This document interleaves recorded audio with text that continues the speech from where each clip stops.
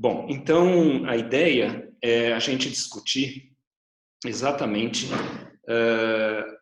que sucesso, ou, em outras palavras, se manter no curso que a gente está indo e a gente perseverar nesse curso, às vezes é uma excelente estratégia. Mas, às vezes, a melhor estratégia é justamente o oposto, é a gente parar, repensar, voltar, adiar, desistir, porque isso pode ser, talvez, a decisão mais correta, que nos traga mais felicidade e que na montanha, muitas vezes, é a diferença entre voltar vivo e ficar pela montanha. Eu gostaria de agradecer também, não sei se já estão por aqui, mas eu convidei alguns clubes de montanhismo para divulgarem essa palestra para os seus sócios, e então eu agradeço aqueles que o fizeram e dou as boas-vindas então para as pessoas que fazem parte desses clubes de montanha. Aliás, aproveitando, essa é uma excelente maneira de se iniciar no montanhismo, ou de aprender mais, ou de ter um grupo de amigos para ir para a montanha, você se associar a um clube de montanhismo. É um ambiente super gostoso, de gente que pensa, sente, sonha que nem você. Então eu super estimulo que as pessoas vão por esse caminho, que é bem legal. Bom, nós vamos começar pelo que é mais normal da gente ver em termos de palestra de alta montanha, de escalada, que é uma história que deu certo. Então eu vou dividir a tela e a gente vai começar a mostrar algumas fotos.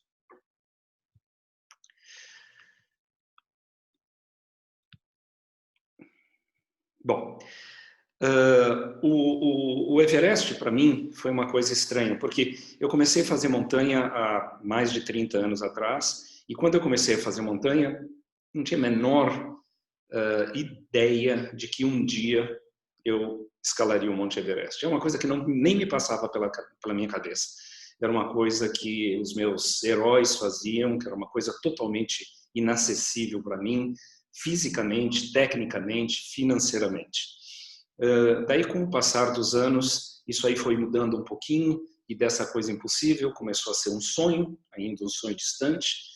De um sonho distante se transformou num desejo de fazer com que ele acontecesse, e até que em 2006, até que 2008, eu percebi que eu tinha as coisas que eu imaginava que seriam necessárias. Eu tinha bastante experiência de montanha, eu tinha já uma condição financeira que me permitiria fazer o Everest, porque o Everest é uma montanha extremamente cara. Eu tinha, fisicamente eu estava muito bem, eu basicamente passava o ano inteiro na montanha, guiando grupos da minha empresa ou fazendo as minhas expedições. E eu tinha uma coisa que eu acho que é muito importante também. É fundamental para você fazer uma montanha desse tipo que você tenha a companhia adequada, a companhia certa, uma pessoa que você se dá bem, porque você vai dividir muito tempo. A minha escalada do Everest, no fim, demorou 72 dias de Katmandu a Katmandu, e você vai estar numa situação de estresse, e em situação de estresse, desavenças acontecem, a não ser que você seja muito bem afinado com os seus parceiros. E isso aconteceu para mim. Então as condições estavam todas certas. A minha companheira queria escalar o Everest comigo, e apesar dela ter feito muitos trekkings e escaladas um pouco menores, ela não tinha tanta experiência de escalada em neve e gelo, e com isso a gente precisava reforçar o treinamento. Então a gente foi para a América do Sul e começou então esse treinamento. E eu vou usar essas 3 palavras que são muito usadas em 2 momentos dessa nossa conversa. e com enfoques diferentes. Então, se você quer fazer alguma coisa do tamanho de um Everest, ou qualquer sonho mais complicado, mais difícil, você tem que fazer uso dessas três coisas. Você tem que ter foco, você tem que ter persistência e tem que ter determinação. E as três são importantes. Você, às vezes, começa a pensar numa coisa, põe toda uma energia e 2 meses depois você desanima e a coisa não vai para frente. E nesse tipo de projeto você precisa ser determinado e persistente, ter foco durante muito tempo. Então, a gente começou esse treinamento para mim, reforçar meu treinamento para ela começar várias coisas que ela ainda não tinha habilidade, na Bolívia, que é um excelente lugar para começar na montanha. Então a gente escalou na Bolívia, escalou no Peru, escalou aí a via francesa do Huayna Potosí, que é uma variante que é muito bonita, mais técnica do que a via normal, Cotopaxi, Chimborazo. Então, depois de alguns meses na América do Sul, a gente estava pronto para ir para alguma coisa um pouco mais, bem mais complicada, que é o Denali, no Alasca. E nas próximas 2 montanhas, depois dessa base bastante boa que a gente teve, a gente estava buscando dois aprendizados diferentes. No Denali, que não é uma montanha muito alta, para padrões de Himalaia, 6.200 metros, a gente foi buscar aprender a lidar com condições climáticas extremas. Temperaturas muito baixas, vento muito forte, e isso o Denali mostrou para a gente de sobra. E além disso, é uma montanha que fisicamente talvez seja das que eu já escalei a mais difícil. Você começa a montanha com 50 quilos entre mochila e trenó, não existem carregadores, você faz tudo.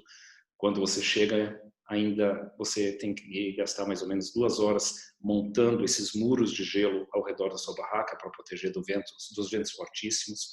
A distância entre campo a campo é muito grande, são 1.000 metros, com uma distância horizontal grande também. Então, tudo isso faz com que seja muito dura fisicamente. Então, também era bom, antes da gente partir para um 8.000, a gente saber se estávamos bem fisicamente. E aí dá para ter uma ideia, é seguramente a montanha mais bonita que eu já fiz, e aí a gente vê a distância entre um campo e outro. Você quase não vê rocha, é branco o tempo inteiro. E aí é um exemplo do tempo, do clima no Denali.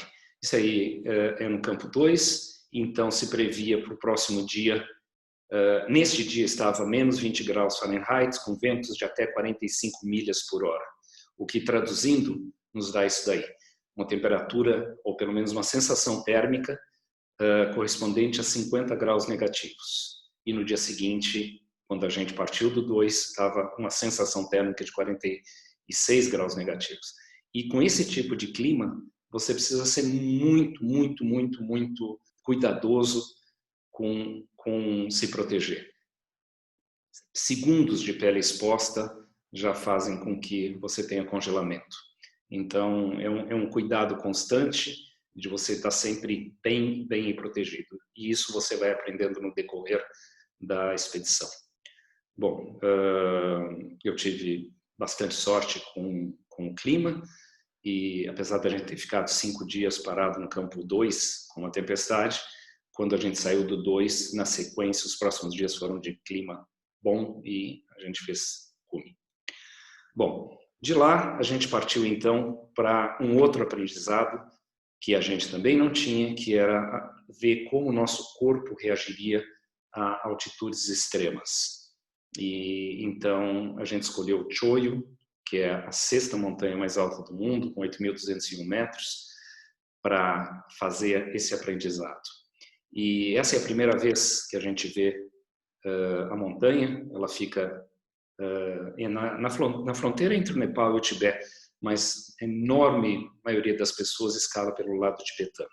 Então você sai de Katmandu por terra, basicamente atravessa o Himalaia, e aí já é um vilarejo tibetano, e você tem essa visão, e essa visão é uma coisa que dá frio na barriga, porque você realmente se depara com a magnitude desse tipo de montanha. E você, aqui embaixo eu digo 4.300, 4.500 metros, você olhar para cima e saber que você tem outros 4 quilômetros de subida é uma coisa que faz você respirar fundo, né?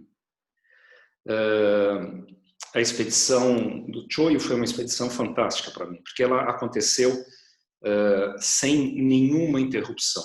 A gente foi fazendo os ciclos de aclimatação, foi subindo, foi ganhando altitude, foi fazendo que os nossos corpos se adaptassem à altitude, e isso aconteceu de maneira contínua. A gente não teve nenhum período de mau tempo que coincidisse com os dias que a gente queria subir. Sempre a coisa foi encadenada uma na outra e correu super bem, sem problema algum. Aí a visão da saída do campo 1. Até então você caminha para um glaciar, mais ou menos plano, lá embaixo, daí sobe essa encosta até o campo 1 e daí continua subindo. Tecnicamente não é uma montanha complicada, ela tem uma parede de neve e gelo de mais ou menos 20 e poucos metros de altura entre 1 e o 2, e tem uma parede de rocha no dia de cume a 7.800, talvez alguma coisa assim, mas tanto uma parede quanto a outra tem cordas fixas, então dá para fazer, cansa muito, mas não é tão difícil tecnicamente. E de resto, é uma caminhada com ângulos que variam, mas nenhum deles muito acentuado. Isso daí é a madrugada chegando no cume, a gente saiu à meia-noite, aí deve ser umas 6 da manhã, 5:30, e a chegada no cume é diferente de várias outras montanhas, porque as últimas, talvez hora e meia, você está caminhando quase que no plano. Tem um enorme platô lá em cima, e você, na realidade, só sabe que chegou no cume quando você, do Choyu, consegue enxergar o Everest atrás de você. E essa é a foto de cume. Durante toda a expedição, eu me questionava se eu ia tentar com ou sem oxigênio, e daí a janela de cume não daria oportunidade para a gente subir ao campo superior, de onde normalmente se sai, para quem vai sair sem oxigênio, sai um pouquinho mais alto. Então a gente saiu do campo 3 e no fim eu achei que foi uma excelente estratégia fazer o Choyu com oxigênio, porque isso foi outro aprendizado que me serviu muito no Everest. Bom, para os budistas tibetanos, as montanhas são morada dos deuses, então é normal a gente pedir a proteção, pedir a permissão a um lama para escalar o Everest. Isso é a 4.000 metros, mais ou menos, em Pampoche, e de lá para o campo base. O campo base é um dos lugares mais inóspitos que você possa imaginar, principalmente sabendo que você vai passar mais de um mês lá. Basicamente um enorme campo de gelo, apesar da gente ter a sensação de que rocha, na realidade é uma pequena camada de rocha coberto de gelo. A temperatura raramente sobe acima dos 0 graus e à noite cai para menos 12, menos 15 graus. E todos os pontinhos amarelos que vocês estão vendo aí, então, são as barracas. Essa é a nossa barraca refeitório. A gente estava numa expedição com 5 pessoas que já tinham estado comigo no Choyu, então era gente que eu conhecia, que me dava super bem. E aí que acontecia boa parte da vida social da gente. No campo base, normalmente você tem uma barraca só para você, e nos campos de altitude você divide em 2, de um modo geral. Daí você vai aprender uma coisa que você, independente do seu grau de experiência, você nunca fez na vida, que é atravessar cravasses, fendas com escadas. E você nunca fez porque normalmente isso não existe em outras montanhas. Não existem cravasses tão profundas e um campo de obstáculos tão grande como existe na cascata de gelo do Khumbu Icefall. E no primeiro dia, então, a gente colocou a escada entre 2 blocos de gelo. Era uma coisa mais ou menos tranquila. Eu achei que eu ia ficar com medo. Realmente não foi. Você abre os braços para dar um pouquinho mais de estabilidade e inclina o corpo para frente e tenta colocar os 2 dentes da bota do crampon no degrau da frente e os dentes de trás no degrau de trás, e você prossegue. Então, eu achei bacana, eu achei que era mais do que eu imaginava. Era menos do que eu imaginava, perdão. Só que daí no dia seguinte, quando a gente encarou, em vez de 40 centímetros embaixo dos nossos pés, 40 metros, a coisa foi diferente. E eu calculo que eu tenho atravessado ao redor de 150 escadas dessas durante a expedição, e cada vez que eu atravessei uma dessas, eu estava ofegante de medo. É uma coisa estranha, porque não é tão perigoso, isso não é o ponto perigoso da escalada. Você está preso por 2 solteiras, por 2 cordas com um mosquetão na ponta, então se você cair, a tua equipe vai te ajudar a sair, mas é completamente contra todos os seus instintos você atravessar um buraco desse tamanho, uma coisa tão frágil. E às vezes ela tem 2 escadas amarradas, como a gente vê aí, às vezes tem 3, às vezes tem 4. Quanto mais escadas, mais bamboleante a coisa é. Crossing the Grand Canyon.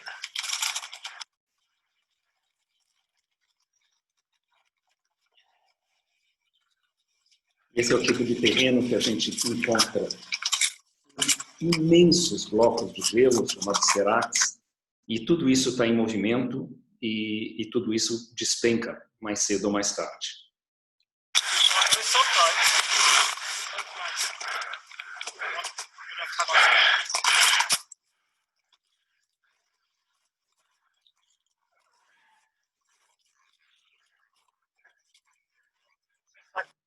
Aí você está indo de 5.300 para 6.000 metros no campo 1.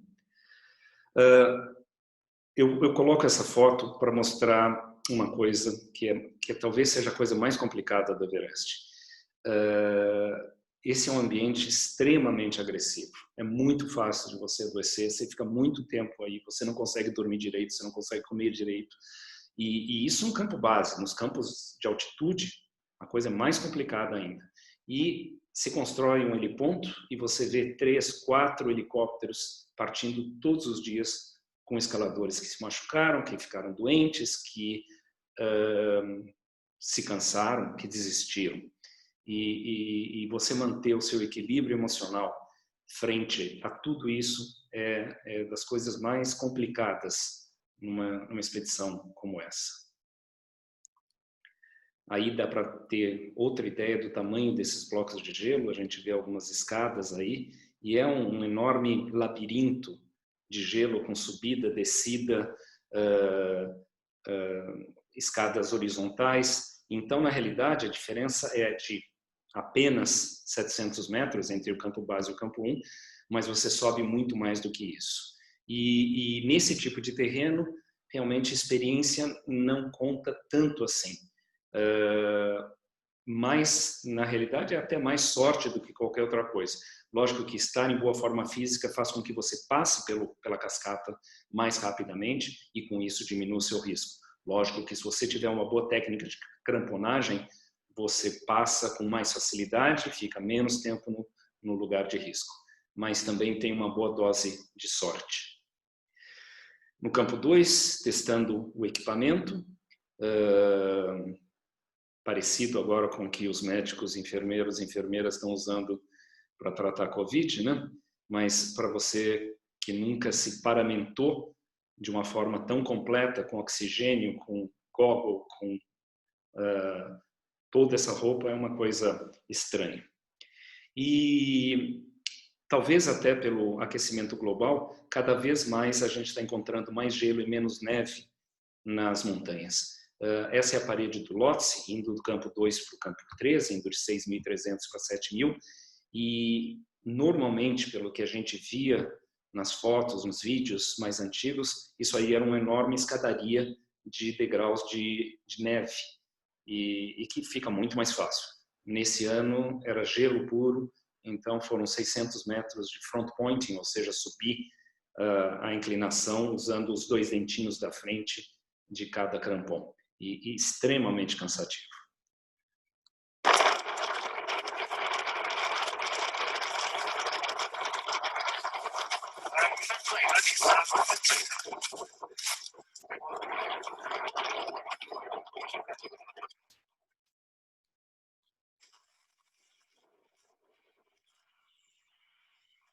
Sou eu. Indo de 3 para o 4.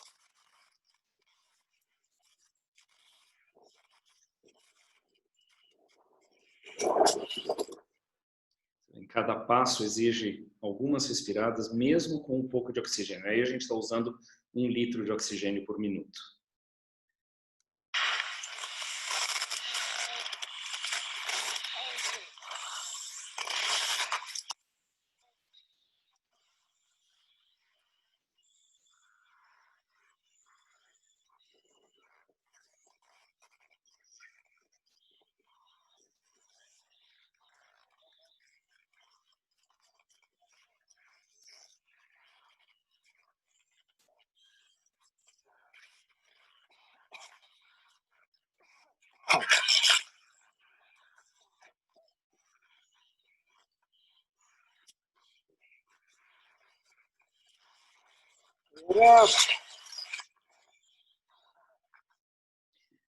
Essa tosse seca que vocês ouviram é uma companhia constante de toda a expedição. Tem gente que, de tanta tosse, por respirar um ar frio, um ar seco, chega a ter fratura de costela, de tanto tossir. As condições são realmente brutais, aí a gente já está com quase 2 meses ou 2 meses de expedição, e a gente chegou então às 2 da tarde no campo 4, 8.000 metros, e essa tarde, a gente vai sair às 9 da noite para a escalada, essa tarde é uma tarde que emocionalmente é muito complicada. O Everest historicamente tem 4,5% de mortalidade, então você sabe que a cada 21 pessoas que estão aí no campo base, no campo 4, uma talvez não desça. E você está então se defrontando ao mesmo tempo com um sonho muito antigo e muito esforço e muita dedicação que você colocou para chegar nesse ponto, mas por outro lado você está se deparando com o dia mais perigoso de toda a escalada. E então, pela afeição de todos nós, vocês vão ver que a gente estava ao mesmo tempo tenso, com expectativa, mas já muito cansado.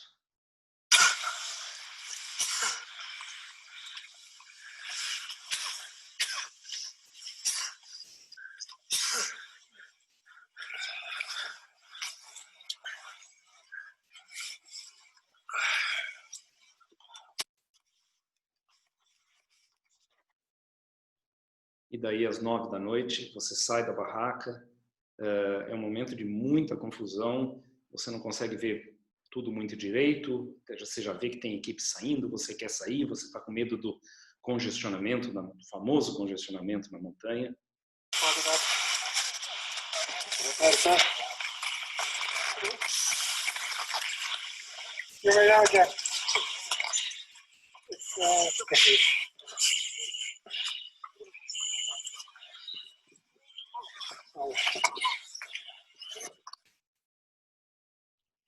E daí, depois de 7 horas caminhando, basicamente vendo só a faixa de luz da tua headlamp, aos pouquinhos começa a clarear e você começa a ver onde você está. E o lugar que você está é ao mesmo tempo magnífico, fantástico, lindíssimo, deslumbrante e apavorante. Finalmente você vê, você já sabia disso, mas você não via. Você vê que você tem 3.000 metros de queda para cada um dos dois lados.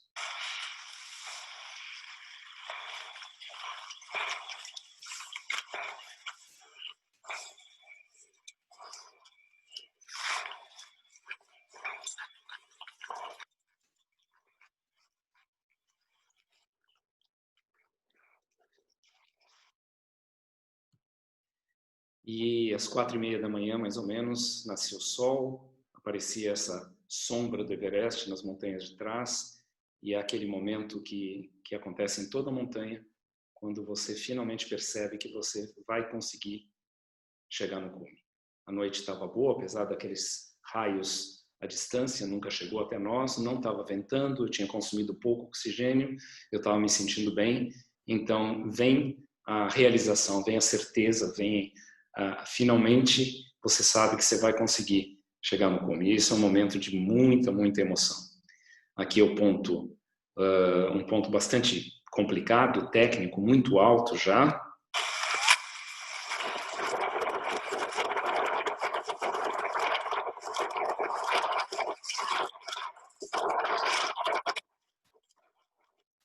Nós já estamos a 8.700 aí. E aqui é o famoso escalão Hillary. E, finalmente, a vista que você tem lá de cima. E eu acho que todo mundo, obviamente, todo mundo fica muito emocionado.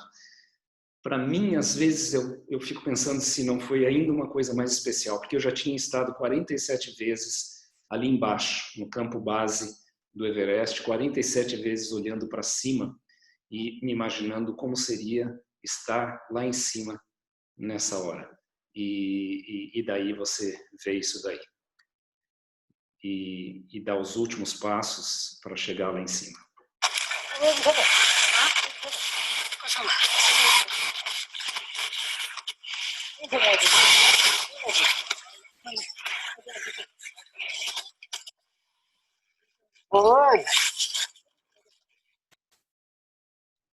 E daí você atinge o teu objetivo.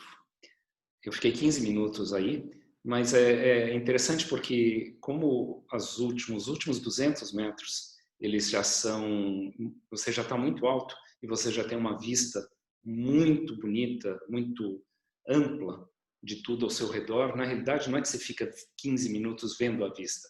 Você já está vendo a vista por 2 horas antes, o tempo que você fica lá em cima e mais o tempo que você começa a descer. Mas nesse ponto, mesmo que eu tivesse mais tempo, e eu não tinha previsão de ventos muito fortes essa tarde, eu queria fazer isso. Eu queria deixar a minha homenagem lá em cima, queria tirar uma foto e queria descer. Eu queria voltar para a segurança relativa do campo 4. Então, eu fiz a foto e já comecei a descer. Bom, então esse eu acho que é o relato que a gente mais vê em termos de montanha. E porque,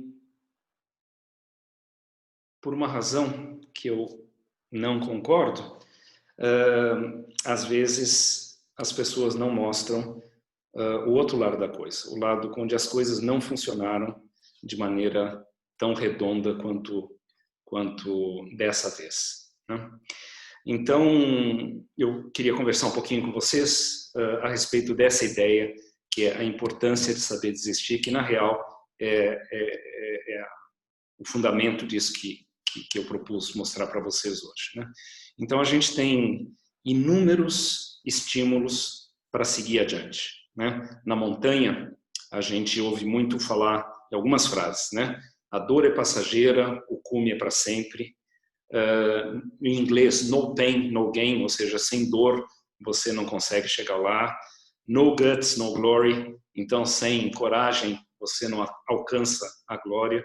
E a frase que todo mundo usa aí no montanhismo, que é só o cume interessa. E talvez a gente pudesse, em vez dessa última frase, usar uma outra, que é muito mais sábia, na minha opinião, que é o cume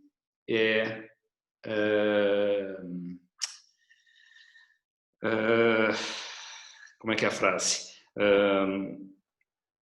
O cume é optativo, chegar no campo base, chegar de volta inteiro é obrigatório. E eu acho que esse é uma frase muito mais bacana, né? E isso que eu vou contar, e vou usar a montanha para falar para vocês, para contar para vocês, para a gente conversar depois, ela não é, e de forma nenhuma, não é útil. Saber desistir não é útil apenas na montanha. Pelo contrário, na vida a gente normalmente se depara com situações que a gente tem que desistir, ou tem que recuar, ou tem que adiar, e é importante que a gente saiba fazer isso, e é importante que a gente saiba a importância de fazer isso, né?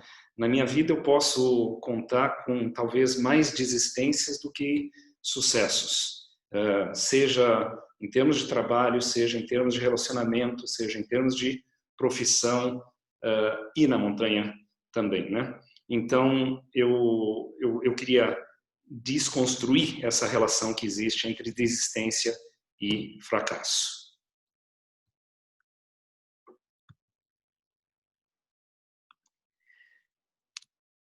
Então, desistência não é igual ao fracasso e persistência nem sempre é a melhor estratégia ou a melhor opção.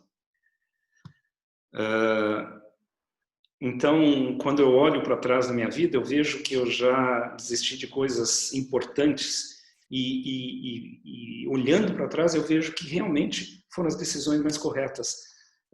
Eu posso começar com talvez uma das mais importantes da minha vida.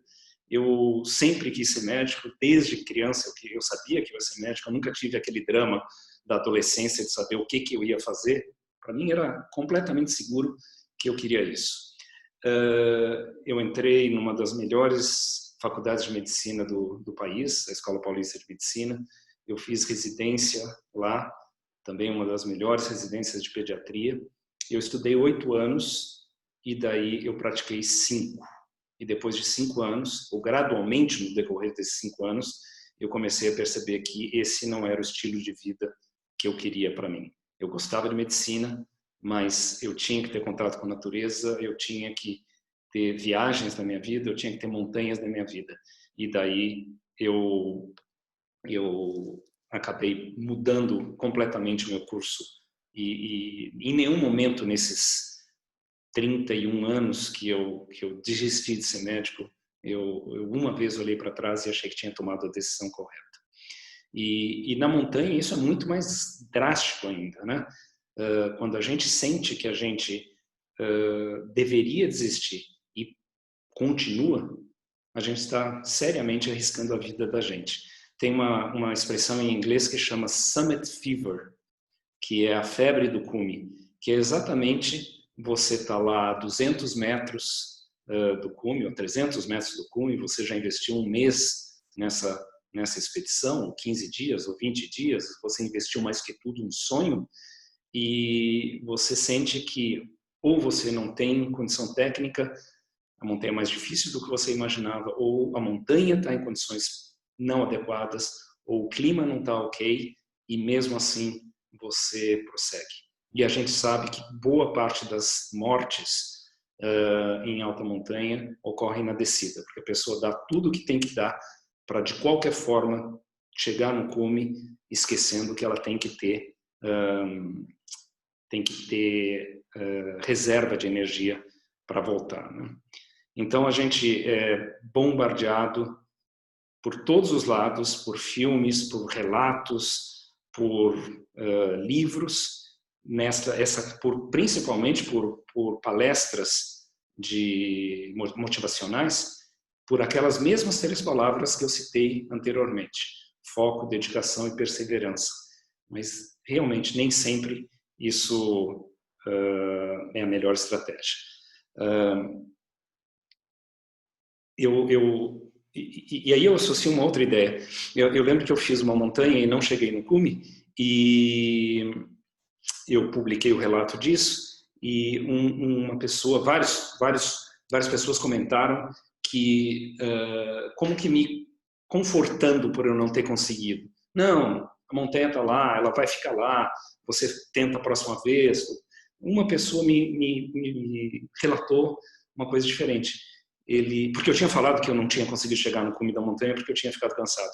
E ele me falou que raramente ele tinha ouvido isso. Normalmente as pessoas falam que o companheiro cansou, o clima estava ruim, tinha nevado muito, mas raramente dizem que não chegaram no cume porque cansaram. Como se isso fosse uma vergonha. Como se não dar conta fisicamente de alguma coisa, ou não dar conta de qualquer coisa na vida, fosse uma vergonha. E ao contrário, eu acho que às vezes que eu me deparei com que eu tive que desistir, na montanha ou na vida, eu senti que eu precisaria muito mais coragem para desistir do que para seguir adiante. Então, você se expor, você mostrar fragilidade, você mostrar vulnerabilidade, é uma coisa que precisa coragem. Então, é o contrário do que se associa normalmente com desistência, né? E outra coisa que eu posso citar, a gente acaba criticando jovens que entram numa faculdade e daí desistem dessa faculdade para buscar alguma outra coisa, quem sabe até entram num segundo curso e voltam a parar porque ainda não acharam o que é exatamente o que eles querem, e você ouve críticas a isso, e eu acho que é extremamente corajoso, né? Você seguir um caminho, sentir que não é o caminho que você quer na tua vida, e você tentar outro, até achar alguma coisa que seja verdadeiro para você. Outra coisa que também é justificável que você desista é simplesmente falta de tesão. 2 anos atrás eu estava no Mont Blanc e eu comecei o dia de cume e meu corpo não estava, minha cabeça não estava lá. Eu não estava feliz, eu não estava curtindo, eu sentia que eu estava cansado demais, mas basicamente eu não estava feliz de estar subindo aquele dia. E estava uma briga entre meu corpo e a minha mente que não ia funcionar. E eu resolvi abortar, voltei para o abrigo, passei um dia, descansei, dormi mais um pouco. Na manhã seguinte eu saí para o cume e daí as condições eram completamente diferentes. Daí foi uma delícia e foi como tem que ser. A gente tem que estar na montanha porque a gente está feliz. A gente tem que estar lá porque a gente quer, e não por qualquer outra coisa, né? A última coisa que eu queria contar para vocês, que é outra das coisas que faz com que a gente siga adiante, uns 5, 6 anos atrás, acho que mais ou menos isso, um dia eu fiz um plano mega ambicioso. Eu decidi que aos 50 e tantos anos de idade eu ia escalar 3 montanhas com mais de 8.000. Eu ia tentar o Makalu, o Gasherbrum 1, Gasherbrum 2, no mesmo ano. Eu adaptei meu calendário para isso. Eu comecei a pesquisar sobre as montanhas, como fazer com isso, então, e isso eu ia fazer no ano seguinte. E por sorte, eu fui fazer uma viagem de caiaque oceânico com um amigo na Indonésia, foram 17 dias remando, e boa parte do tempo você está remando e pensando. E daí finalmente caiu a ficha de que eu não estava indo para a montanha com esses planos super ambiciosos porque eu queria estar na montanha. Eu estava indo para a montanha porque eu já estava pensando no livro que eu ia escrever, na mídia, na atenção da mídia que eu ia receber, na fama, ou seja, traduzindo tudo isso no ego. Era isso que estava me motivando a ir para a montanha. E isso é uma motivação muito ruim. E às vezes a gente se prende na nossa própria narrativa e faz com que a gente siga num caminho que não é o caminho que a gente gosta. Então eu vou colocar só uma fala do filósofo Clóvis de Barros Filho, que fala um pouquinho disso.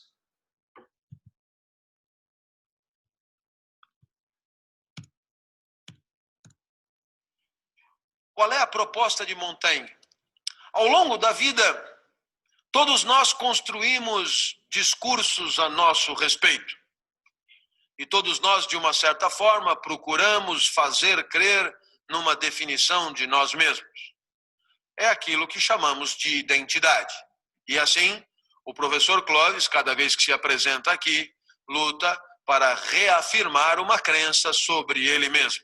Crença na qual ele acredita, mas crença que ele faz de tudo para que os outros compartilhem.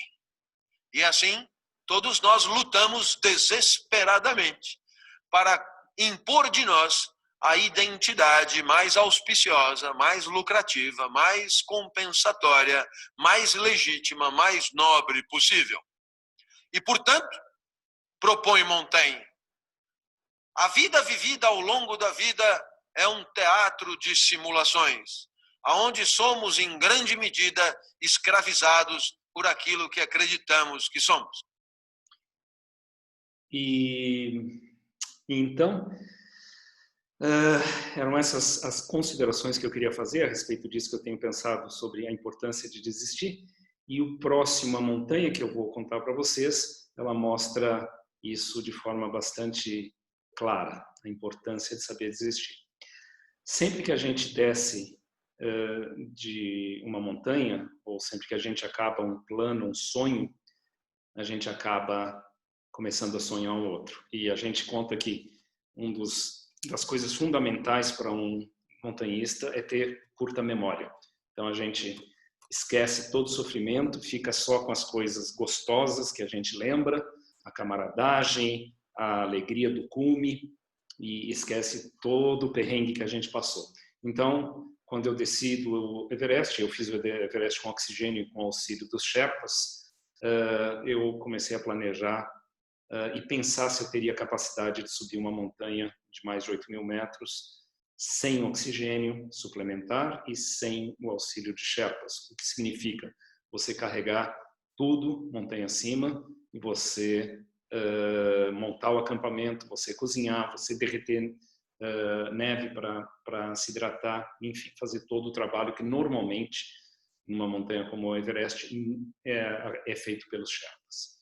Então eu escolhi o Manaslu, que é uma montanha que fica no Nepal, a 8ª montanha mais alta do planeta, 8.156 metros, e aí está a localização do Manaslu. E depois de 8 dias de trekking, eu cheguei no campo base.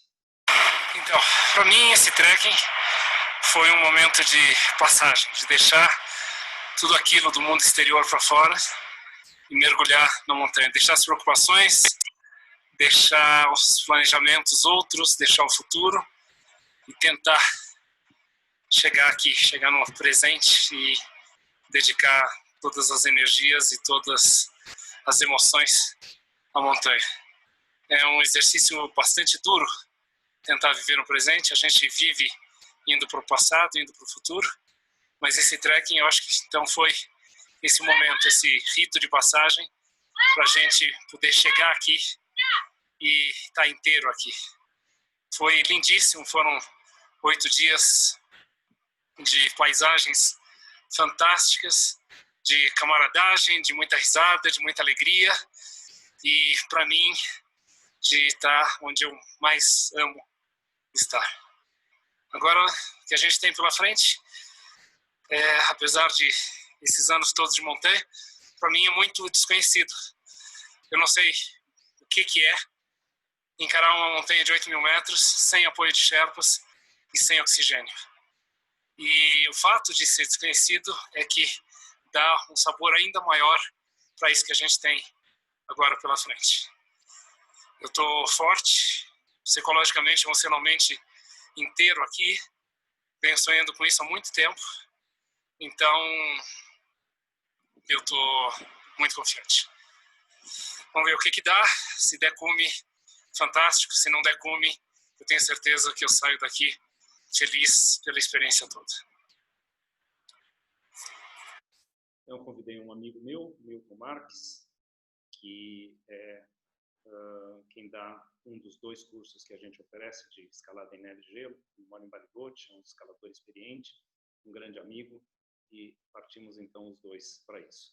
Como em toda montanha, tem o puja, a cerimônia, para pedir permissão e a bênção para poder subir.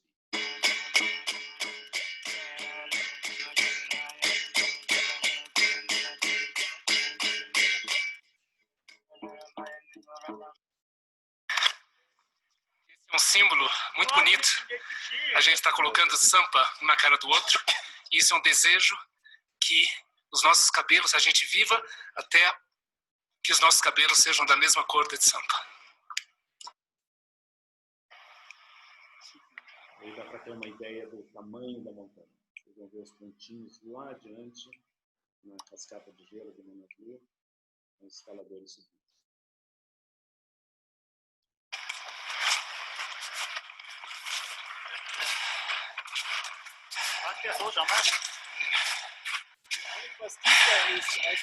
Depois de 5 horas, chegamos ao campo 1. Um dia maravilhoso, céu azul, vistas incríveis, montanha lindíssima, mas com os 30 quilos aí que a gente está carregando, foi muito duro. Os últimos 200 metros, puro sofrimento. A gente já conseguia enxergar o acampamento, mas cada passo custava. No finalzinho a gente estava dando 2 respiradas para cada passo. Mas estamos aqui, agora montar o acampamento, deixar ele prontinho, e descer para o campo base, 2 noites lá de recuperação, para depois voltar para cá, para daí sim dormir aqui em cima. Então aí são vários ciclos de aclimatação, só que diferentemente do Everest, onde a gente subia bastante leve, aí cada ciclo, cada passagem na montanha era com muito peso.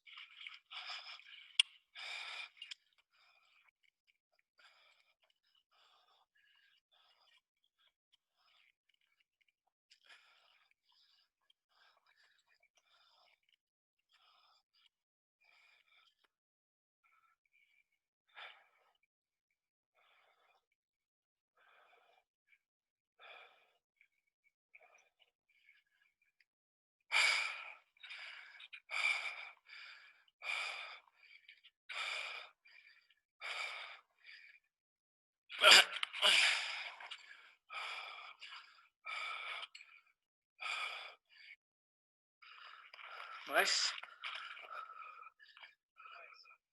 No Manaslu não tem escadas, tinha uma escada na realidade.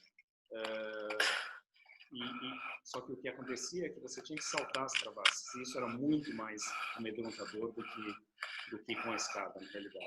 Você se sentia muito mais inseguro. deu.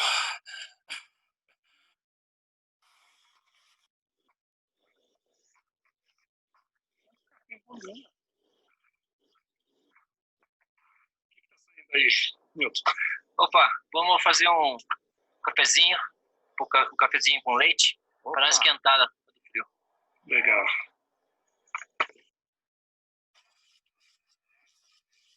Depois de uma semana de mau tempo, chuva, depois neve incessante, hoje amanhece um tempo belíssimo, que nos enche de ânimo. Quem sabe amanhã a gente começa o último ciclo de aclimatação. Enquanto isso, na montanha, com o sol que bate nessa encosta, caem rios e rios e rios e rios de neve. A gente não tinha ideia do que ia acontecer exatamente por conta disso. Às 5 da manhã hoje, a gente estava dormindo, quando a gente acorda com a barraca chacoalhando, barulho, e era uma avalanche descendo. Então, aqueles primeiros segundos de pânico, a gente não sabia quanto de avalanche que ia cair, se a gente ia ser soterrado ou não. Bastante medo. E aí parou, e a gente achou que era uma coisa pequena, um pouquinho de neve que tinha descido lá de baixo, lá de cima. Saímos da barraca, ao nosso redor, um monte de barracas destruídas, a nossa rasgou um pouco, quebrou uma das sustentações, e aos pouquinhos foi chegando a informação. E a informação extremamente triste, de que o campo 3, para onde a gente iria hoje, completamente destruído. A gente ainda não sabe o que aconteceu lá em cima, mas seguramente, com certeza, a gente já sabe que muitas pessoas morreram. Não sabemos quantas.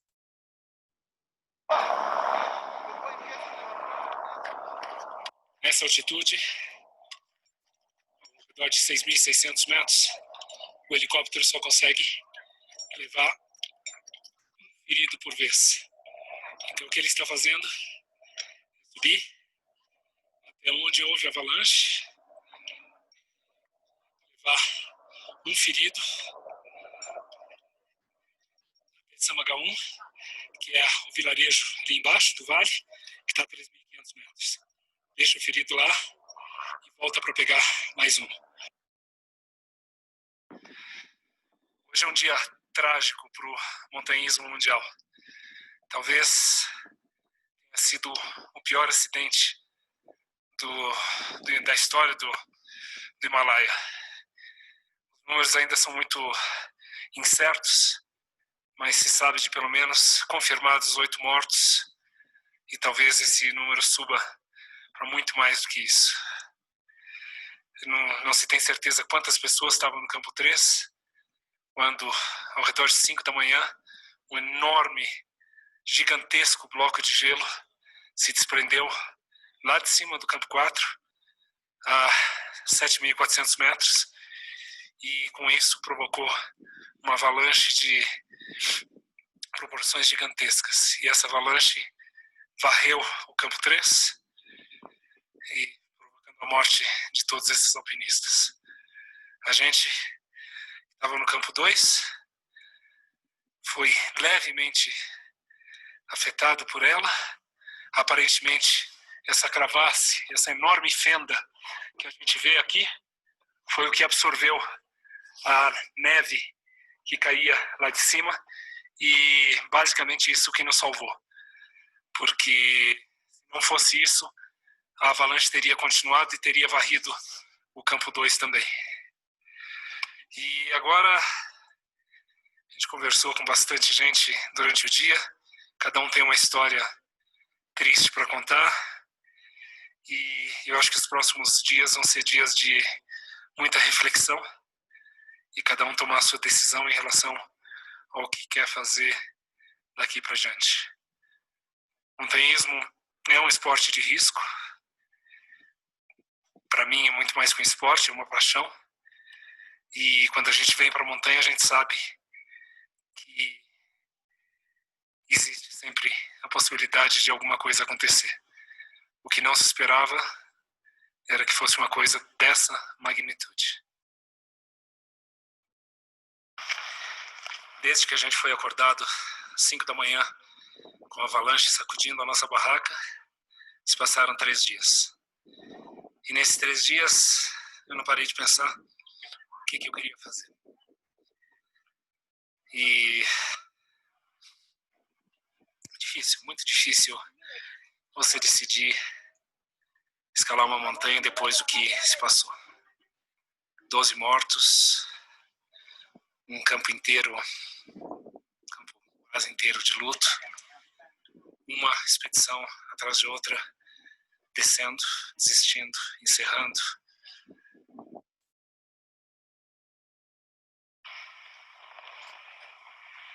Restos das barracas, sleeping bags e outras coisas da avalanche.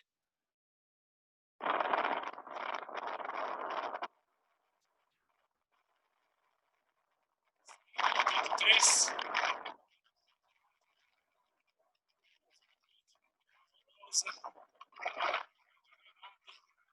Muito vento chacoalhando a barraca. E agora, essa enorme subida aí pela frente.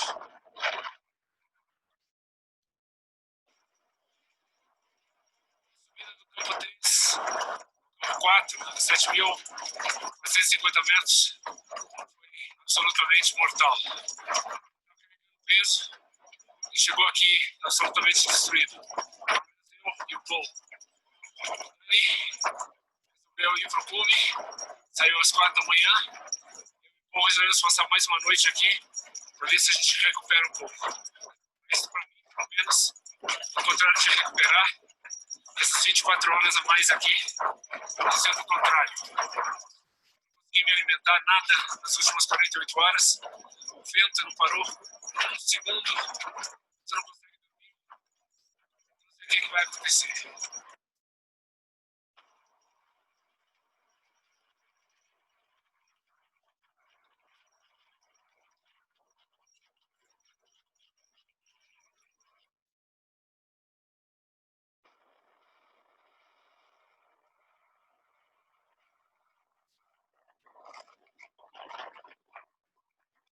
E aí, nesse momento, foi o momento que a gente resolveu abortar. A gente tinha saído da barraca, já estava quase 48 horas, 7.400, sem oxigênio. A gente tinha saído da barraca, tentamos ir para o cume, a gente estava a 500 metros do cume, subimos 100 metros e abortamos. E, ao mesmo tempo, foi uma decisão muito difícil, porque vocês já viram aí, por isso que eu mostrei tudo isso, grau de dificuldade que é subir uma montanha dessas, e ainda mais nessas condições. O desgaste emocional que foi a coisa da avalanche, a difícil decisão de continuar subindo. O Milton decidiu não prosseguir em consideração a família dele. Ele não queria expor a família dele ao sofrimento de acompanhá-lo, continuando. O Fantástico entrou em contato com a gente, então teve 2 reportagens em 2 domingos seguidos, mas as informações que chegavam para eles eram muito poucas. Então ele sabiamente resolveu desistir. E para mim ficou uma situação ainda mais dura, porque, como eu disse, o teu companheiro de escalada, aquele que você coloca a tua vida na mão dele, essa é uma ligação muito forte. E de repente meu companheiro não estava mais lá. Por sorte, um outro vizinho de acampamento base, um australiano, Paul, tinha passado pela mesma situação. O companheiro dele não queria prosseguir, a gente acabou pareando e a gente se deu super bem, mas mesmo assim a gente achou melhor desistir. É difícil descrever o que aconteceu nos 3 últimos dias.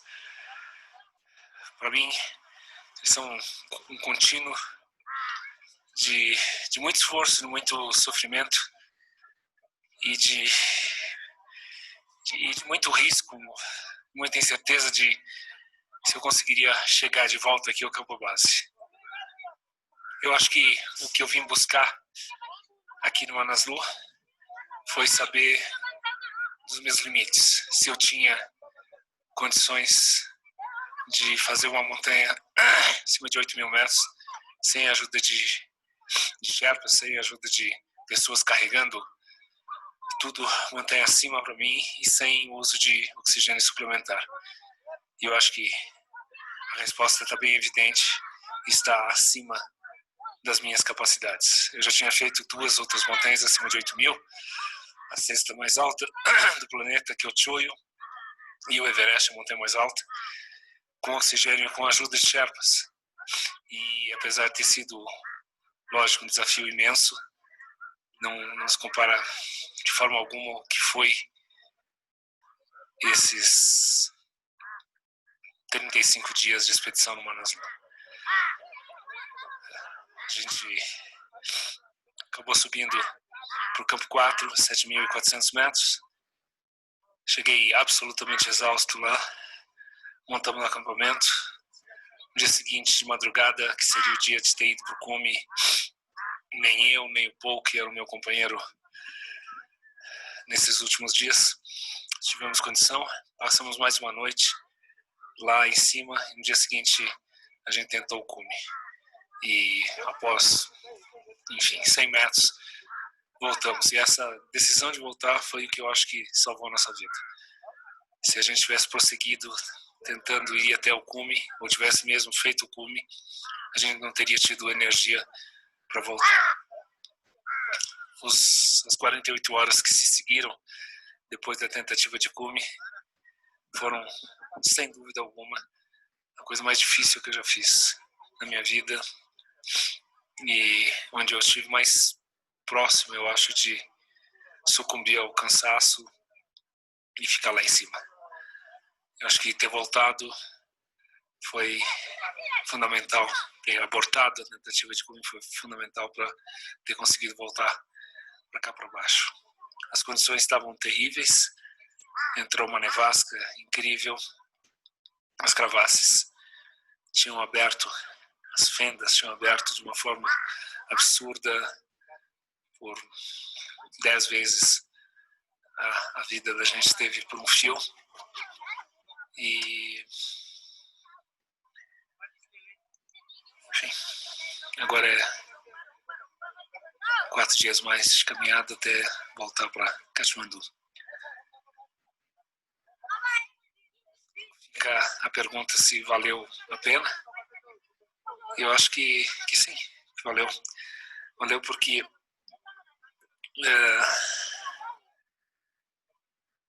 eu queria ver o que eu conseguia fazer e eu acho que eu fui até o fim. Eu acho que se eu tivesse voltado em qualquer momento antes do que eu voltei, teria ficado aquela sensação de que e se eu tivesse prosseguido. Agora, da forma como aconteceu tudo, eu tenho certeza absoluta que eu fui até o meu último limite.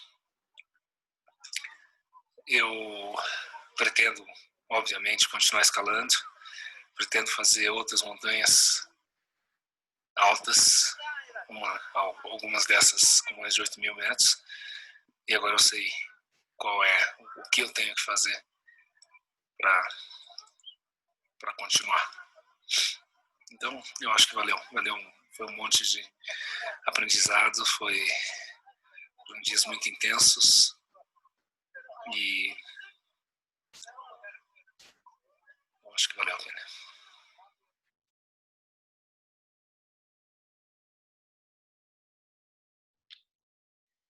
Então é isso. Essa era a história que eu queria contar para vocês. 8 anos se passaram desde isso aí e, mais uma vez, olhando para trás, em nenhum momento eu duvidei que eu tomei a decisão correta lá. Eu acho até que eu teria feito cume, mas seguramente eu não teria voltado. Então, é isso. Obrigado por me escutarem e vamos conversar agora, né? Que é a parte mais gostosa de tudo sempre. Eu não sei se a Sabina está. Acho que tá aí, Sabina. Você quer entrar? Vamos? Bora? Vamos lá? Bora. Obrigado. Nada. Bom, a Denise Pré tem um comentário sobre persistência. Permita-me um comentário. Você quer falar, você, Denise? Não sei se ela está por aí. Não, ela disse que não quer falar. Bom, ela fala sobre que a persistência é positiva, a obsessão e a teimosia não. A persistência nos leva aos nossos objetivos com consciência, as outras nos cegam. Certo. Isso aí. Ok, vamos lá. Depois... Carla Ágil.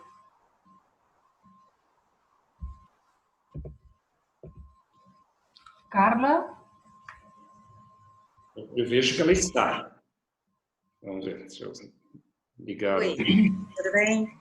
Tá me vendo? Oi, tô aqui. Oi, Carla. Oi, tudo bem? Não, eu queria saber, assim, por exemplo, nessa época de quarentena, as pessoas, as mães estão vendo o que é ser professora, ver o que é o que os ajudantes fazem. O que nessa experiência sua mudou na relação de organização das seguintes, em relação aos Sherpas, o peso que eles carregam, a organização em si da viagem? O que mudou depois dessa sua experiência? Vamos lá. Existe muita discussão, a gente até vai bater um papo semana que vem num dos clubes de montanha a respeito disso, né? Existe muita discussão de o que é válido em termos de escalada, né? Porque tem gente que defende que a única maneira correta de escalar é você fazendo tudo sozinho, né? Como eu tentei fazer. E eu não concordo. Eu acho que o legal é estar na montanha. Então, se você tem experiência suficiente para fazer tudo sozinho, você faz tudo sozinho. Se você, como eu no Everest, eu fui numa expedição comercial. Era uma expedição entre amigos, mas tinha um guia extremamente experiente e 4 de nós. Não sentia que eu tinha experiência suficiente para fazer o Everest sem estar numa expedição comercial, então eu fui numa comercial. Depois do Everest, eu já tinha bastante experiência em 8.000 e eu tentei fazer uma Nazgûl sozinho. Então, eu acho que cada um tem que se adequar ao seu grau de experiência, ao seu grau de preparo físico e escolher a maneira como tem que ir. Com guia, sem guia, com oxigênio, sem oxigênio, com Sherpa ou sem Sherpa. Eu acho que o importante é estar na montanha. O que você comenta em relação aos Sherpas carregando peso, aí a gente tem as duas coisas. Assim, primeiro, eles são adaptados geneticamente à altitude. São extremamente fortes e essa é a profissão deles. Inclusive, eu acho que eles dão esse apoio emocional também, que no caso do acontecido lá, né? Quando você pode dividir toda aquela carga emocional com mais gente, talvez também facilite, né? Porque você e um amigo passaram 3 dias ali com todo aquele peso, né, das perdas e tudo. Quando você tem mais gente, talvez você converse mais sobre isso e possa dividir também mais a carga emocional, né? Não só a carga física do peso, né? Com certeza. E isso foi uma coisa que eu senti falta, porque eu tinha uma intimidade, conhecia o Milton há muitos anos. Então, estar na montanha dividindo tudo isso com ele foi uma coisa. A partir do momento que eu me associei ao Paul, que era um cara, e é um cara muito bacana, a gente voltou a escalar junto depois, mas a gente não se conhecia. Então, eu estava mais sozinho ainda, né? E assim, voltando à tua pergunta inicial, o que eu aprendi, o que eu organizaria diferente, eu acho que mais uma vez é isso, é você saber escolher os seus objetivos e ver o que você dá conta deles, né? E agora na quarentena, eu acho que está todo mundo tendo que lidar com um tipo de vida que a gente também não conhecia, né? Claro. Hoje mesmo, uma amiga minha que mora na Flórida, ela tem 4 filhos e ela está me contando exatamente isso, que ela está sendo N coisas mais do que ela não era antes, inclusive professora de 4. Então, Claro. Mas é isso. Obrigada. Espero encontrá-lo em alguma dessas aí. Só fiz a Mongólia com o Aguinaldo, que é a primeira vez que ele foi, né, para a Mongólia. Nós éramos só 4, foi uma experiência incrível. Para o meu aniversário de 60, né, que eu fiz isso aí. E espero fazer o Mont Blanc. Mont Blanc, eu estive para fazer a base Everest, mas desisti também. Foi covardia. Eu tive um problema de pescoço por tensão, né? E acabei só chegando a Katmandu e troquei a subida por Mianmar e Butão. Mas ainda vou voltar a fazer alguma. Espero encontrá-lo numa dessas. Tomara, te encontro em Katmandu, então. Isso, falou. Boa noite. Ricardo Lima, tem alguma pergunta, né? Ricardo. Oi, Manuel. Parabéns mais uma vez. Muito legal compartilhar toda essa experiência com a gente, principalmente a gente que é apaixonado por montanha. E no vídeo você comentou que você faria mais uma montanha de 8.000. Você fez? Qual é o seu próximo projeto? Não, eu não fiz. Eu não fiz e não sei se eu farei. Né? Eu fico corrigindo o mundo, o meu mundo, a minha vida, com alguma frequência. No momento eu não tenho nenhum plano. 4 anos atrás eu tentei, pela segunda vez eu tentei o Ama da Blanc, que é uma montanha que eu sou super apaixonado, e infelizmente no dia que a gente chegou no campo base, teve uma parte do Dablan, desse bloco de gelo enorme que tem lá em cima, despencou e matou um Sherpa e feriu 2 estrangeiros, e basicamente aquela temporada de escalada foi cancelada. Eu tinha me aclimatado no Lobuche East, que é um 6.200, e cheguei até o campo 2 do Ama da Blanc. Eu queria ver aquela parte de escalada em rocha entre 1 e o 2, que é muito espetacular, e até o 2 era seguro chegar, e daí eu voltei.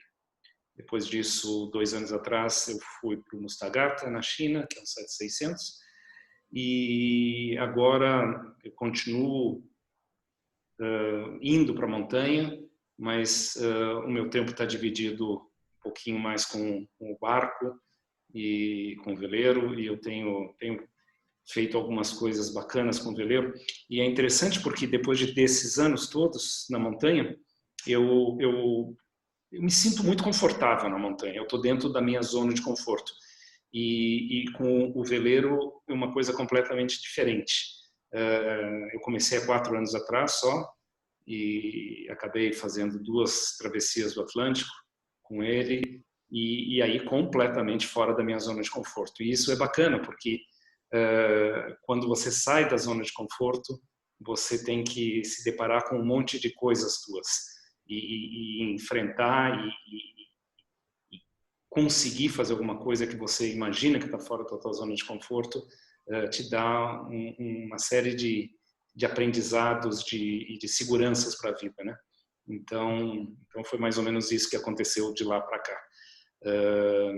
Como eu disse, não tenho ideia se eu vou voltar a um 8.000. 8.000 exige, no mínimo, muito tempo, né? 1 mês e meio, 2 meses de expedição, seguramente muitos meses antes de treinamento muito intenso, um tempo de recuperação, de descanso depois. Então você acaba comprometendo no mínimo aí 6 meses do teu ano para fazer uma montanha.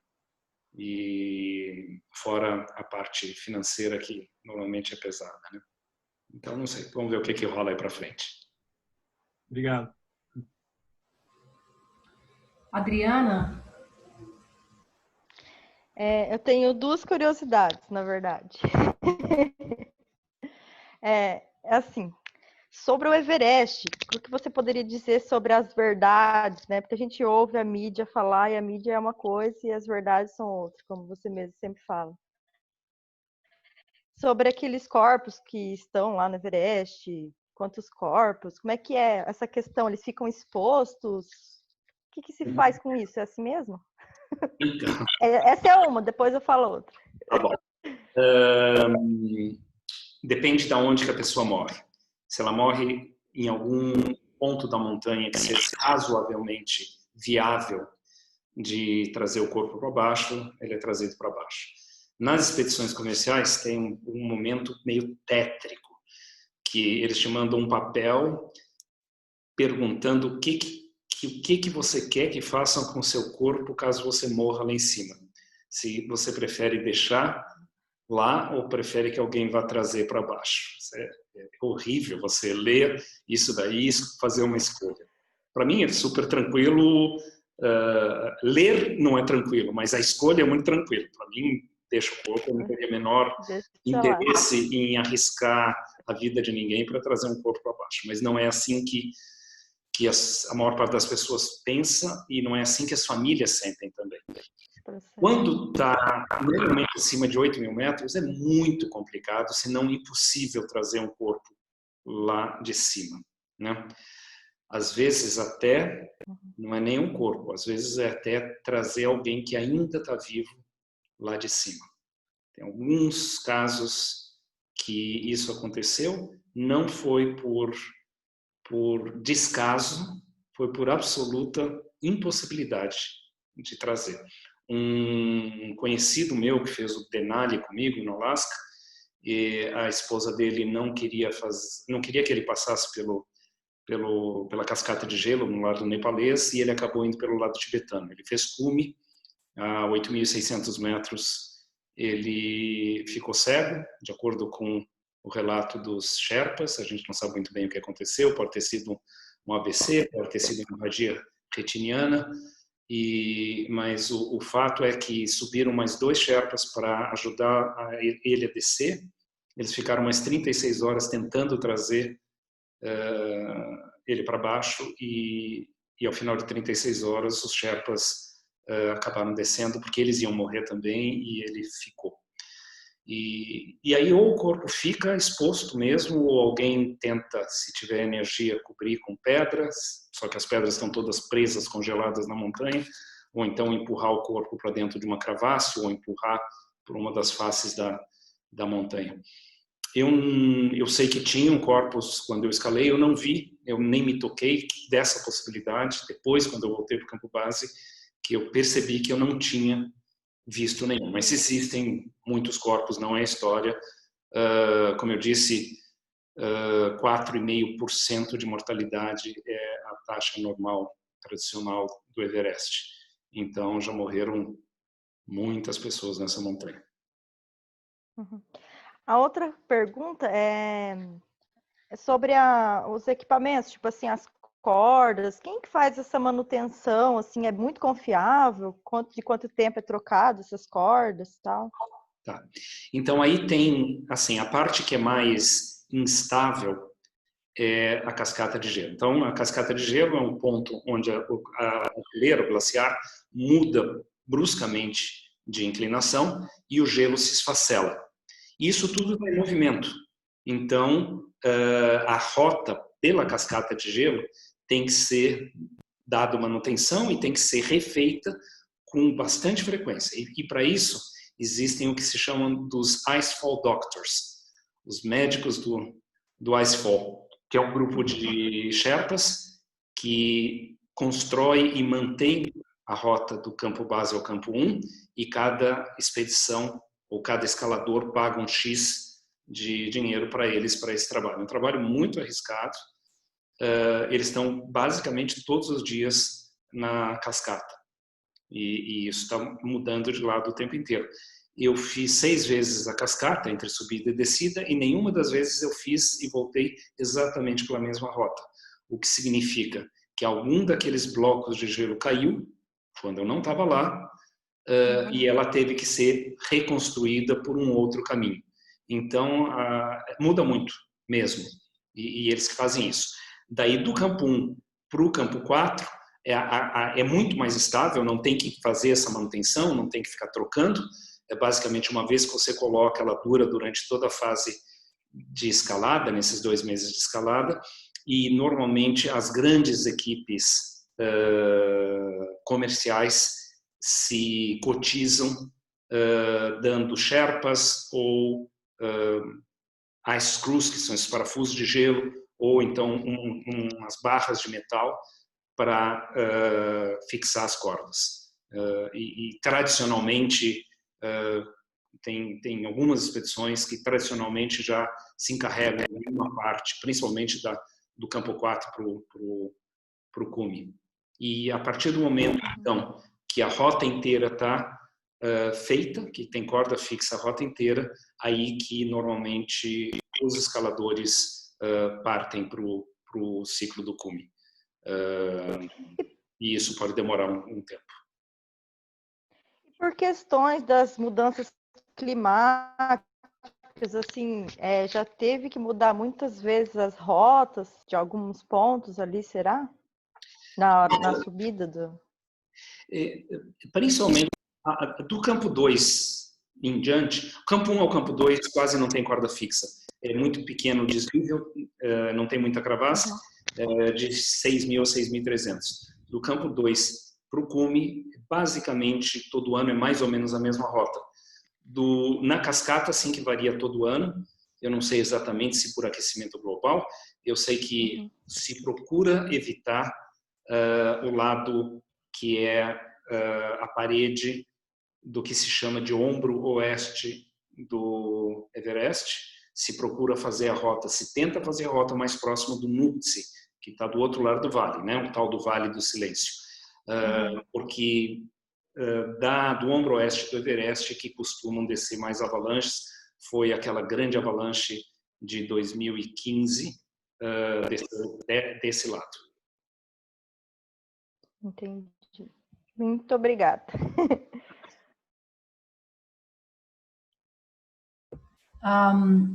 Ederson?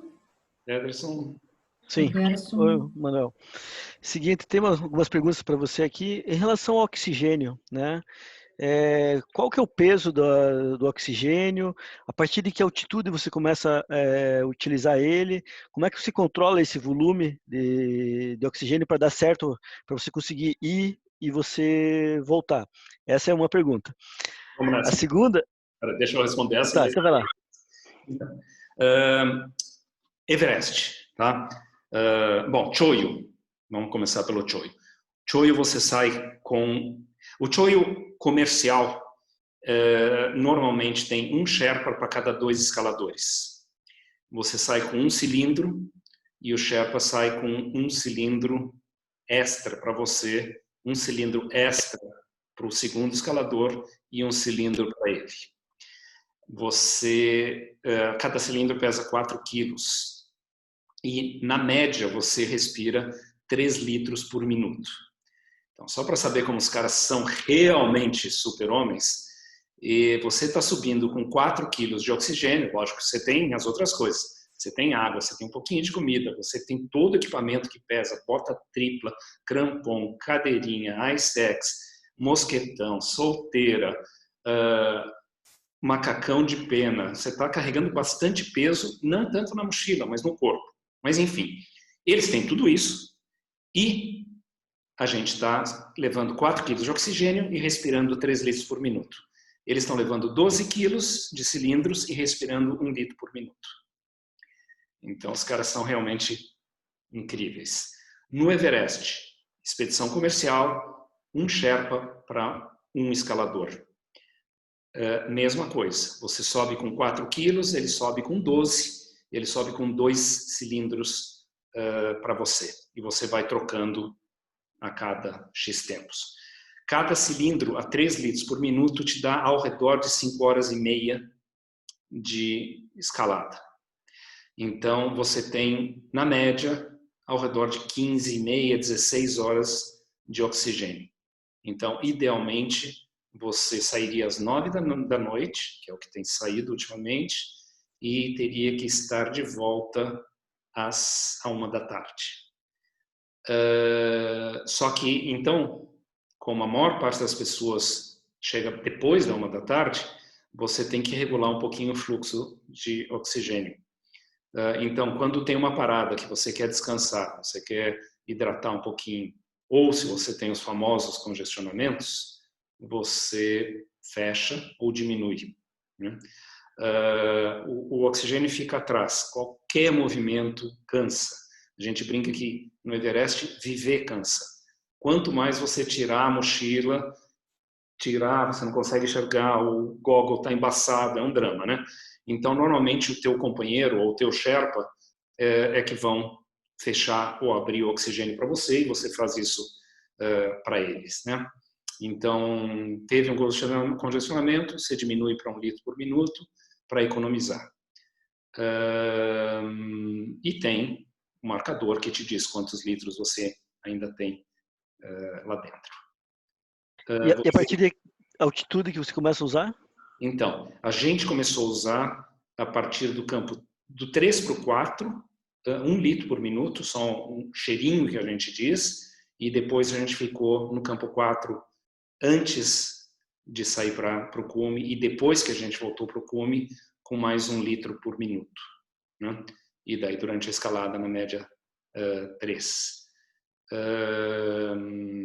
Tem um número que não é grande, mas é bem maior do que no Everest, de pessoas que fazem Choyo, ou Gasherbrum 1, ou Gasherbrum 2, ou Shishapangma, ou Manaslu, sem oxigênio. No Everest é muito, muito, muito raro você ver escalador sem oxigênio, e a taxa de sucesso é baixa, sem oxigênio, e a taxa de problemas é alta. Congelamento e mesmo cansaço extremo e morte, né? Ok. Bom, e em relação à dificuldade técnica dessas 3 montanhas que você fez, né? O Choyo, Manaslu e o Everest, qual que é a mais difícil, tecnicamente falando, ou qual que é a mais fácil?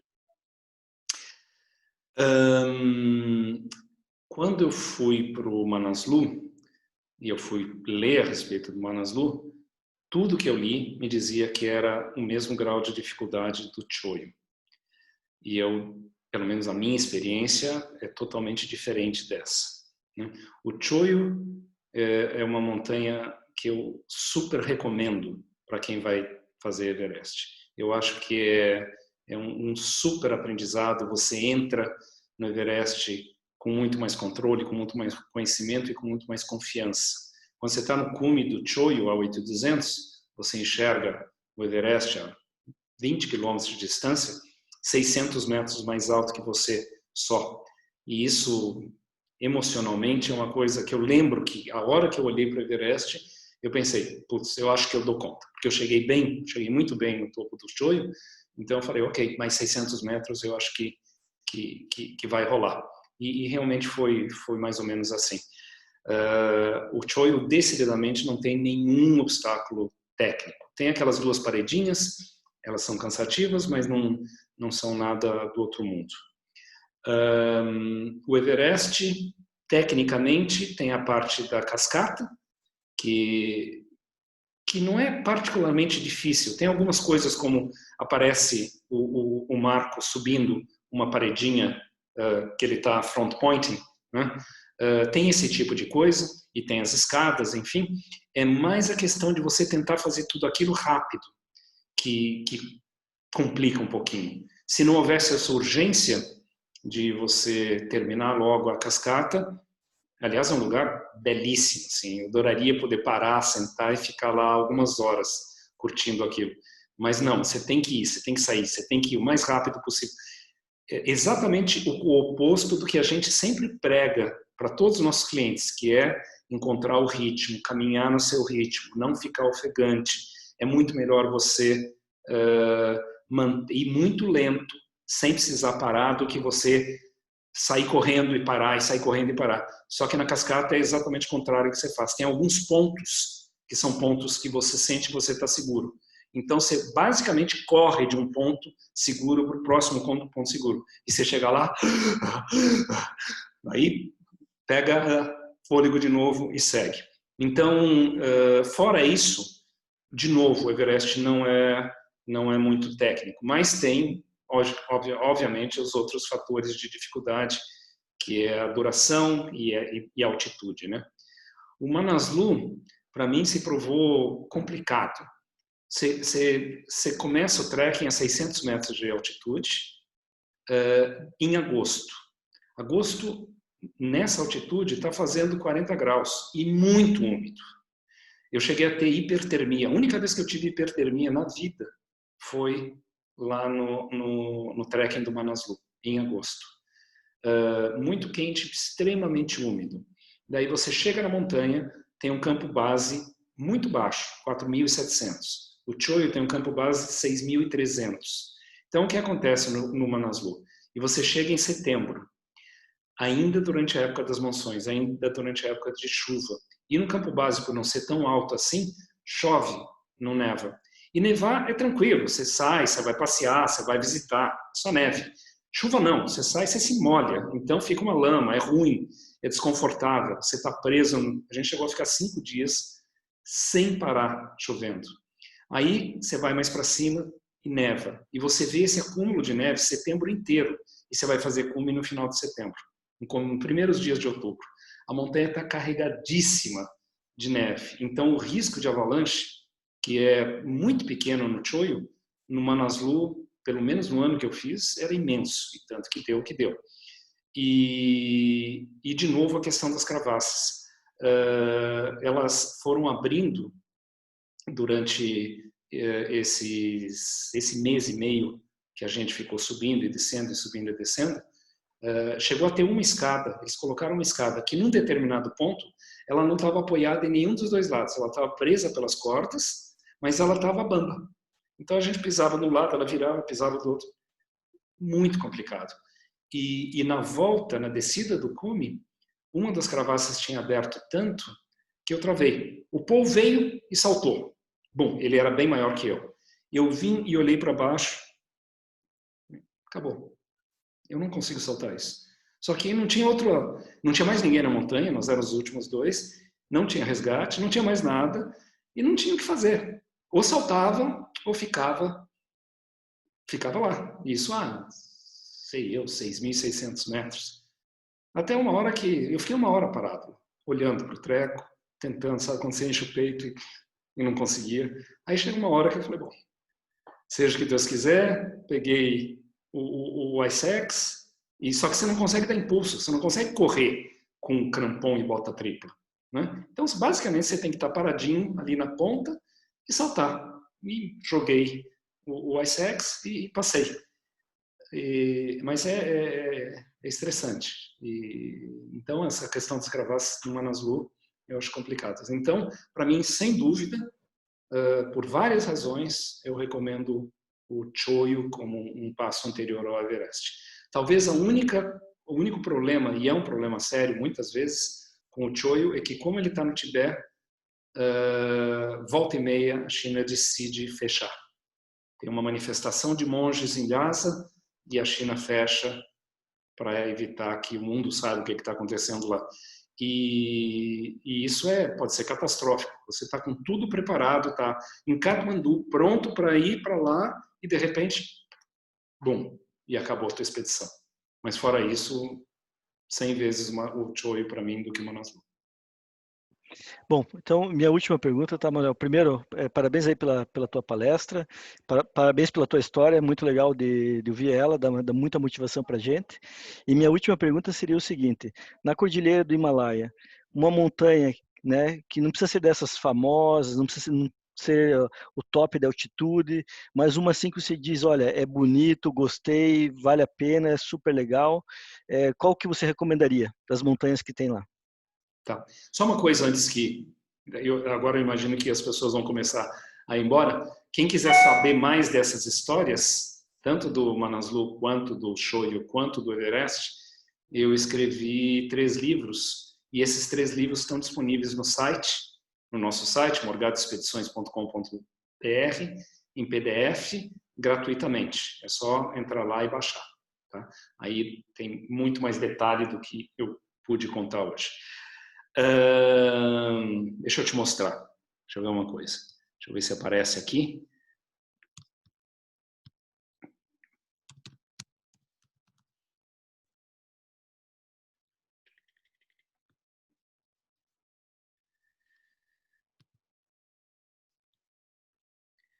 Voltando aqui, deixa eu dividir a tela.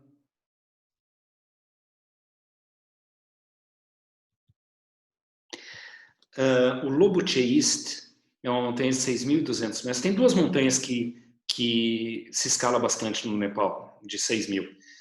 Uma é o Island Peak e o outro é o Lobuche East. As 2 também são usadas, e eu usei, para aclimatar para o Everest. Ao subir uns 6.000, você evita uma passagem na cascata, porque o campo 1 é 6.000.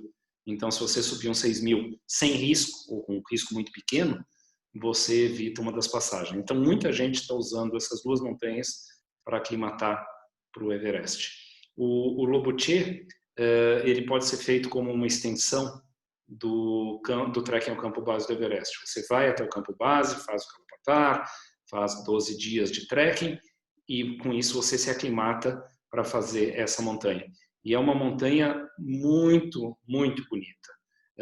Ela tem uma parede de 45, talvez 50 graus até a crista, e depois uma crista muito estreita, com 1.000 metros de cada lado, mas muito bonita, uma linda vista do Everest ao fundo. Deixa eu ver como é que eu faço aqui. Eu nunca usei este. Sim. Tá. Ali está a crista, lá em cima, você sobe paralelo a esse paredão de gelo, de rocha, mas pelo gelo. Né? O campo alto está a 5.300, 5.400, então é um dia de caminhada do pedaço do trekking do campo base. Você sai mais ou menos às 4 da manhã, amanhece aí nessa parede, que normalmente tem corda fixa, mas é muita neve, como você pode dizer, exatamente o contrário do que eu falei da parede do Lhotse. Então, mesmo sem corda fixa, dá para fazer. E o nascer do sol é espetacular. E o lago glaciar, ali descendo do Jogolaptsan, aí chegando na crista. Aí tem um pequeno platôzinho que dá para descansar, comer um pouquinho antes de encarar a crista. Ali está o Everest, ao fundo, com uma mega nuvem lenticular, que indica ventos fortíssimos ali no Everest. E aqui, aí de novo o Everest. Aí a gente vê a crista. Então esse é o último trajeto, extremamente bonito, a vista lá de cima é fantástica, Everest lá atrás, então daí você vê Everest, Lhotse, Nuptse, Pumori, Taboche, Cantega, você vê todo o círculo, 360 graus de montanhas aí dessa parte do Himalaia, né? Esse rapaz, ele tem, no momento, ele tem 16 cumes de Everest em 10 anos. Ele costuma fazer 2 cumes por ano. E ele está na sequência de, quer dizer, hoje em dia 22 cumes é quem tem mais cumes, mas ele tem um recorde diferente. Ele costuma levar 2 escaladores por estação, nas 2 janelas que existem. Então ele vai, sobe, faz cume, desce, pega outro escalador, sobe de novo. O cara é um cara muito legal. É isso. Essa é a vista lá de cima. Ali o glaciar do Khumbu atrás. Mais uma. É bem bacana.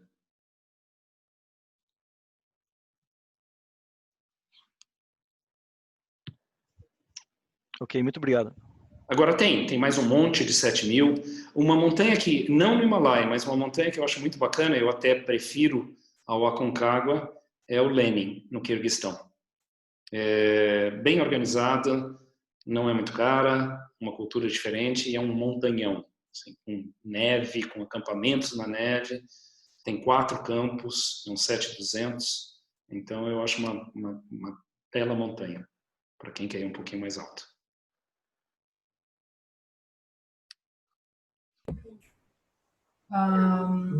Carla Age.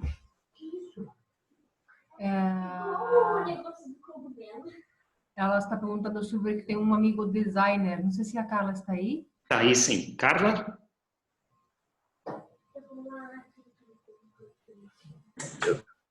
Oi, estou aqui de volta. Um amigo que é designer está perguntando a possibilidade de levar um compressor para você carregar um cilindro menor, mas aí também tem todo o trabalho de fazer isso, né?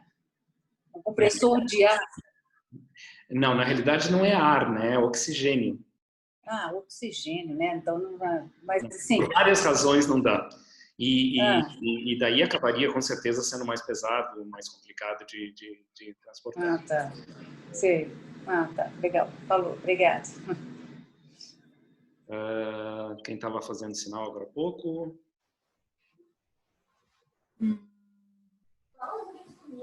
A Carla Carolina está agradecendo. A Denise queria, eu não sei se ela estava dando tchau ou se ela queria falar alguma coisa. Denise? Oi, Manuel.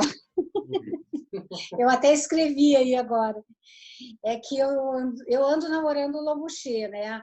Infelizmente não saiu o nosso curso da Bolívia, era para estar terminando agora, né? Nesse final de semana, por aí.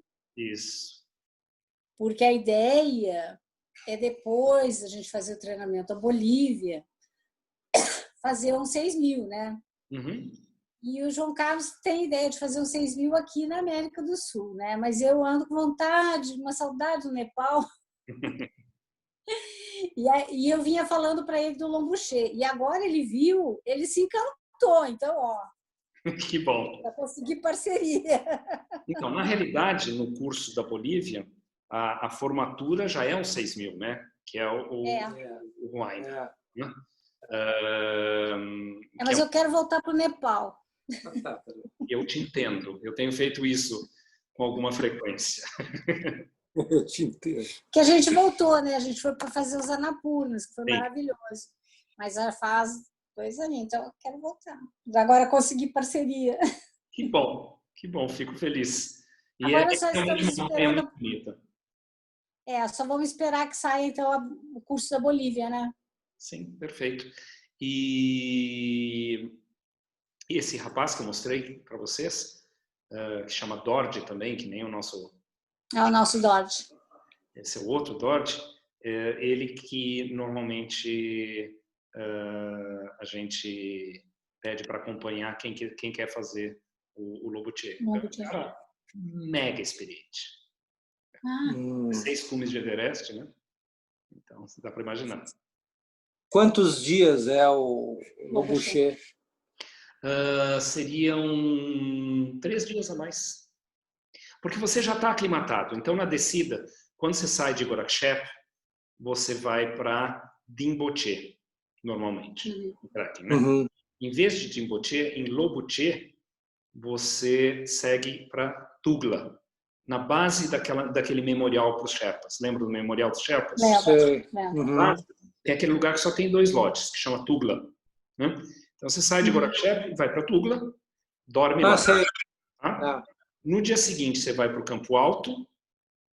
No dia seguinte você faz cume e volta para o campo base ou para o campo alto. E dali você já começa a descer de novo. Então acrescenta 3 dias. Se quiser um pouquinho mais de segurança, coloca 4 para você ter uma folga se o tempo virar. Mas você sabe que nessas épocas de que a gente faz trekking, o tempo é muito bom. Mas se quiser garantir, ou outra coisa que dá para fazer, que vocês não fizeram e que cabe super bem nisso, é acabar o Lobuche, porque o Lobuche já está a caminho do Chola, que vai para Gokyo. Então você acaba o Chola, acaba o Lobuche e volta. Não precisa não voltar, você já está indo naquela direção. Em vez de dormir no Campo Alto, você já dorme no lodge que fica exatamente abaixo do Chola. No dia seguinte você atravessa, no outro dia você já está em Gokyo. E daí desce pelo Vale de Gokyo. Ou seja, você faz o trajeto legal essa. E com Gokyo. E fantástico. Mas indo por Gokyo, a gente volta para o Namche Bazar ou não? Sim, acaba em Namche Bazar. Exatamente. Né? E daí você faz o Chola mega aclimatado. O Chola normalmente é um dia mais duro, né? Mas como você acabou de fazer uns 6.200, o Chola é 5.300, você faz o Chola tranquilo. Possivelmente dá até para fazer o Chola não parando depois do passo, mas já indo direto para Gokyo. Tá. Vou morar lá. Valeu. Obrigado, Manuel. Obrigado, bom ver vocês. Obrigada, boa noite. Foi igualmente. Eu acho que na lista das perguntas é isso, né? Se tiver mais alguém que quiser falar alguma coisa. Alguém quer perguntar alguma coisa? Comentar? Claro. Uma pergunta. Oi. Aquele trekking, o Great Himalayan Trail, dizem que são vários cumes essa trilha. A minha pergunta é quanto tempo levaria e se é possível fazer alguns trechos, pegar uns trechos para fazer isso. O André comentou comigo, eu fiquei fascinado. Então, eu vou trocar o seu tempo verbal de levaria para levará. Super na minha mira. Eu fui conversar. Um guia inglês que, na realidade, desenvolveu esse trekking. Ele ligou vários trekkings que já existiam por trilhas, mas lá por cima da montanha. Os trekkings eram normalmente que nem o do Everest. Você sobe, desce. Então, Kanchenjunga você subia e descia. Makalu você subia e descia. Everest você subia e descia. E o que ele fez foi ligar um trekking ao outro lá por cima, fazendo toda a fronteira do Nepal com o Tibete. São 1.800 quilômetros. Então, eu fui conversar com ele agora, a última vez que eu estive em Katmandu. Um cara super bacana. E ficamos umas 2 horas conversando. Até hoje, teve 50 pessoas no mundo que fizeram ele de uma toada só. A maior parte das pessoas fazem partes, um número razoável, fazem 2 etapas. Porque um dos problemas de você fazer uma vez só é que necessariamente você vai pegar 2 meses de monção. Se você fizer... Teve gente que fez correndo já, isso daí. Ontem apareceu, você estava comentando daquele cara, né? Teve um casal que fez também, enfim. Mas fazendo, caminhando, curtindo os vilarejos, tudo, são 6 meses. Nossa. Começando mais ou menos em abril, maio, junho, julho, agosto, setembro. Né? Então, agosto, setembro você vai fazer debaixo de chuva, só que se você for de leste para oeste, os últimos 2 meses com chuva vão ser no oeste do Nepal, e o oeste do Nepal é muito mais seco, porque as nuvens carregadas de umidade vêm de sudeste, batem no Himalaia, ali no Butão, e entram no Nepal, e vão perdendo o grau de umidade. Então, a metade oeste do Nepal é muito mais seca. Então, você fazer esses 2 últimos meses no oeste vai ter menos problema com a chuva. e são 13 passos acima de 5.000 metros, sendo que 2 são acima de 6.000 metros. Na realidade, você vai ao campo 2 do Barunzi, que é um 7.200. Você faz o Sherpani Col e o West Col. Os 2 são acima de 6.000 metros. Os 2 têm necessidade de equipamento de escalada. Então, tem toda uma coisa de logística. Você precisa ter que alguém que leve as permissões de trekking, porque elas não podem ser tiradas por trekking inteiro. Elas têm que ser tiradas por partes, conforme vai avançando o tempo, e alguém levar para você. Então, tem uma logística considerável. Agora, dá para fazer pedacinhos. Eu já fiz 70% dela separadinho.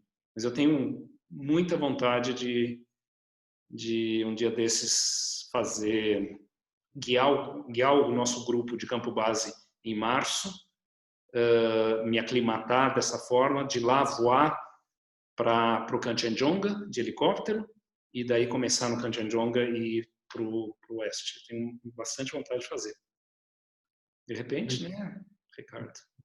6 meses. Se a tua mulher não fizer assim, ó, vermelho você.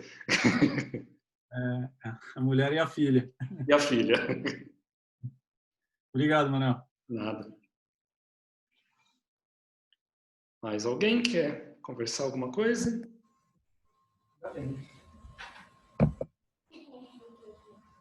Eu acho que não tem mais nada na lista de mensagens, não, Manuel. Não? O Luciano está fazendo um sinal aí? 6?